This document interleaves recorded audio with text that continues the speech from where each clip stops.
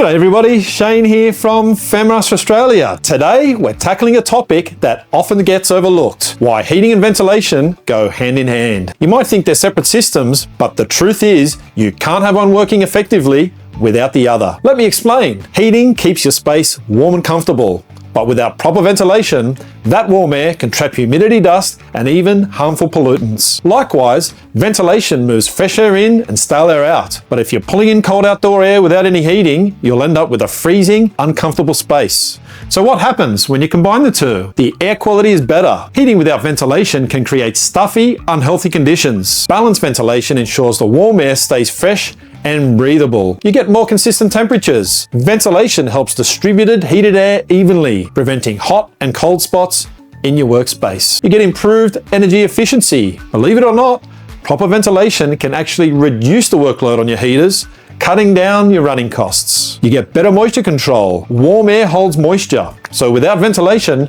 condensation can build up, leading to mold, corrosion, or even damage to your building and equipment. In warehouses, factories, or commercial spaces, getting this balance right means healthier air, better comfort, and lower operating costs. Here's the big takeaway. Heating makes your space livable, but ventilation makes it safe and efficient. They're two sides of the same coin. When you plan them together, you get a workspace that's warm, fresh, and cost-effective to run.